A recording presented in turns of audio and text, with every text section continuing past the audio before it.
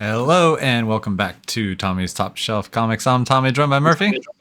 Hello. We're back with this week's top 5 comics for the week of January 22nd, 2025. They were a previous week's top 5 comics. We're back. We're back. We're back. We're back on track. We're back on track for the top 5. Or last week's, next week's. Starting with number 5. You could say, could have been number 4. It's the Fantastic Four. Number 28.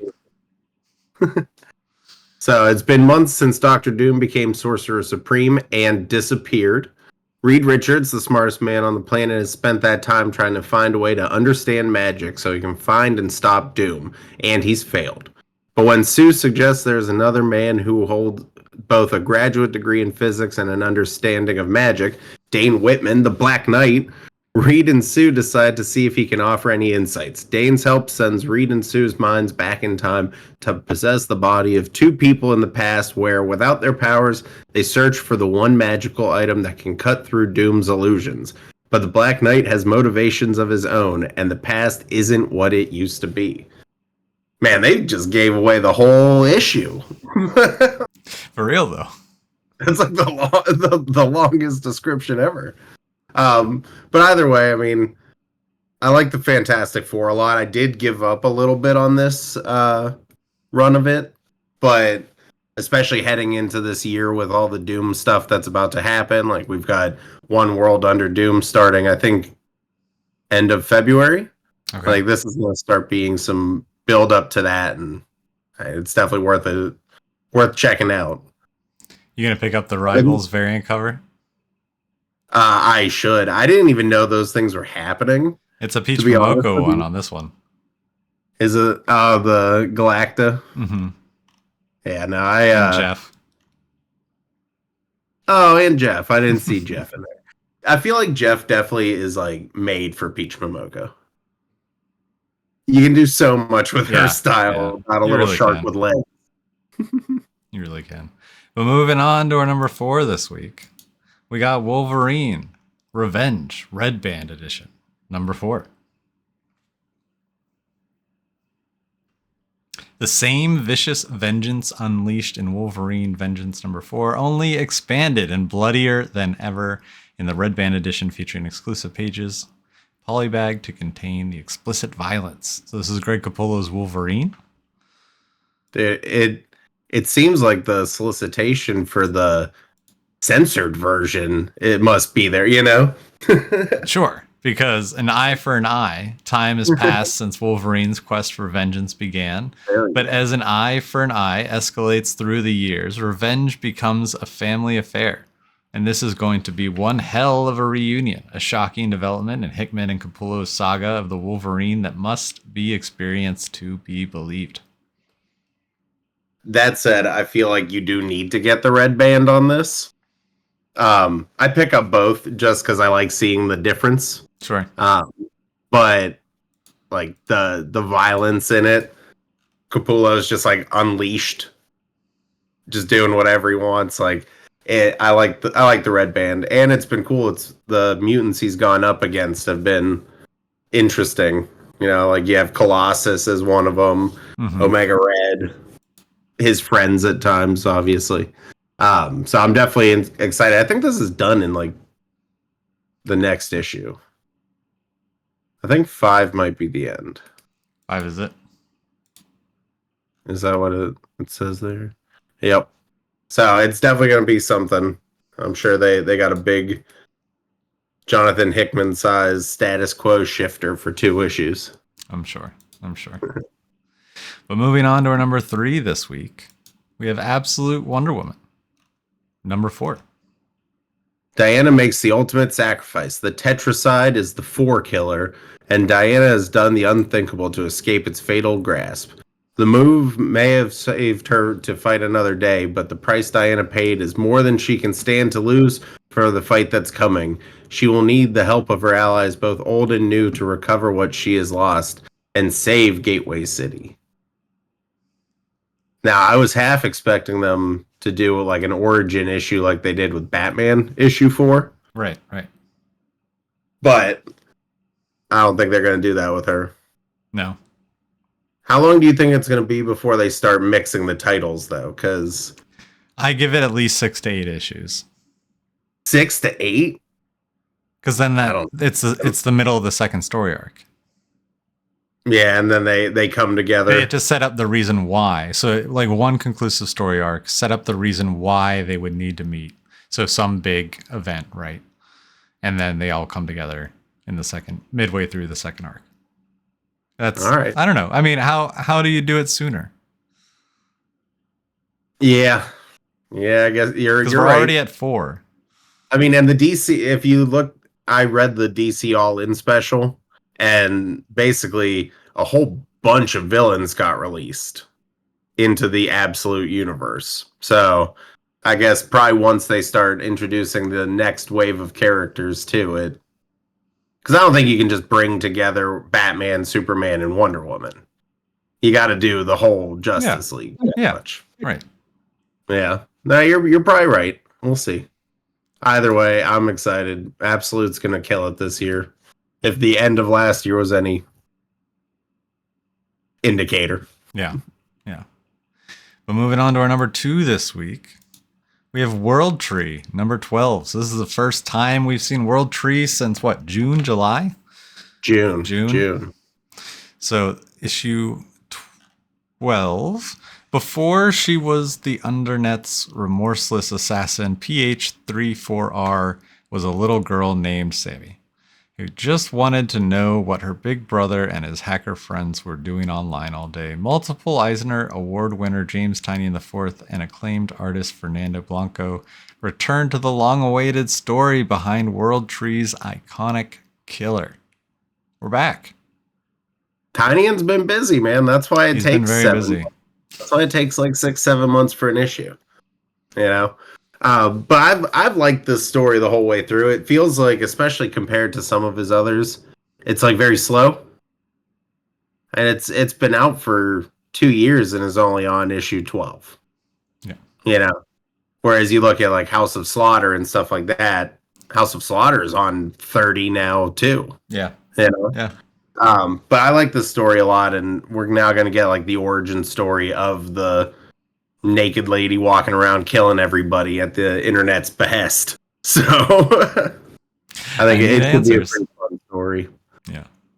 Are there any good variants? No, not even.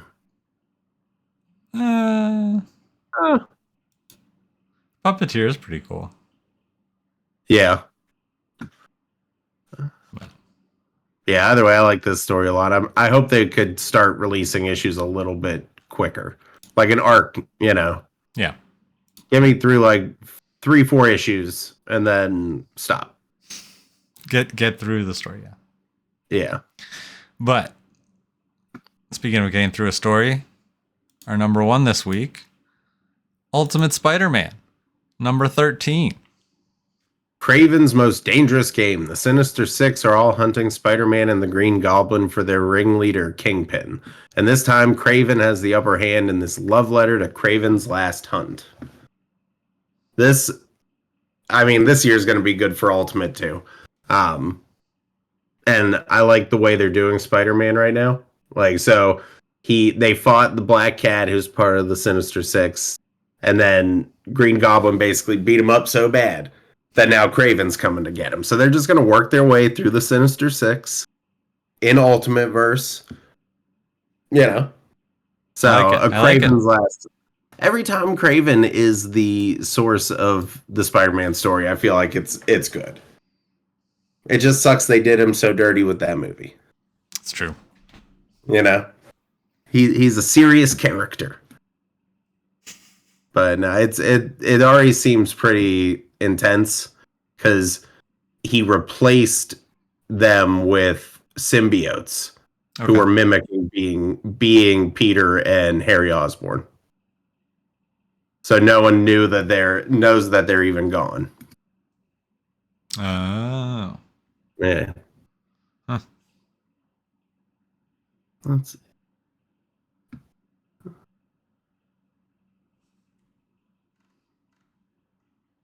What is that Black Cat variant? Unknown Comics. Retailer exclusive. Yep. There's a surprisingly small amount of variants. I mean, it's the Ultimate. Does Ultimate Spider-Man usually have more?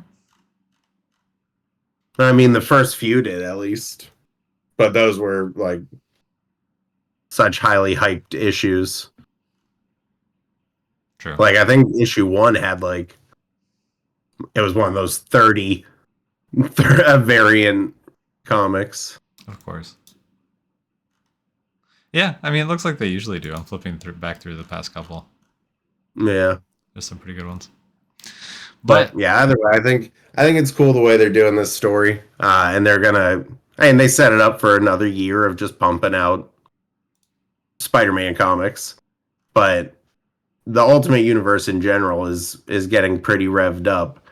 The maker's gone, so everyone's, like you said, the events getting them brought together, and then he's going to come out. Nice. So I'm wondering where Spider-Man's going to show up in like the Ultimate stuff.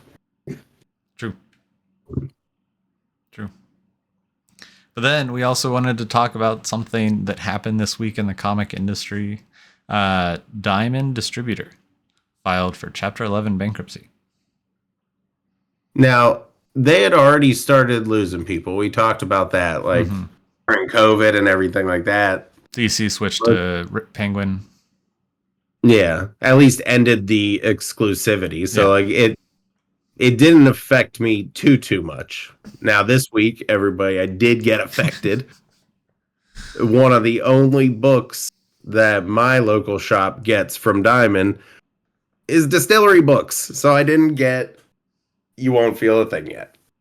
But I mean, everything else at that point, Marvel was coming from elsewhere. So it seems like from what the guys at Phantom said, it's like a small inconvenience. Yeah. But ultimately, it's interesting to see these publishers or distributors going down. You know, we've seen a lot of change over the last few years. Yeah. That said, a lot of them taking it in-house, essentially. Yeah. And then, like we talked about, the Vault is now going to do a direct-to-retailer option for their new comics. Mm-hmm. So I wonder if we'll start seeing that a little bit more frequently. Probably. You know, the publishers being able to send things directly to the store, cut out the middlemen, and I wonder if that would save some money for people. Good, or just keep the prices where they are. The game. Well, because we know that they're not profitable now. Yeah. So maybe if at that point they'd, start recouping some money. Mm-hmm. Yeah, only time will tell. 2025 is going to get weird. What? Big comic books needs to take care of it, Is there big comic books? There's got to be big comic books, dude. Disney owns a stake. Warner Brothers in owns the IP, stake, not in the medium. Yeah. In the IP, not the medium.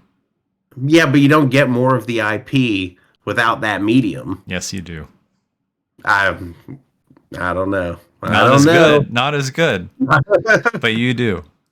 Like the comic books are a test run. Yeah. And when have the amount of times that they could use great comic book stories for movies and don't. Yeah.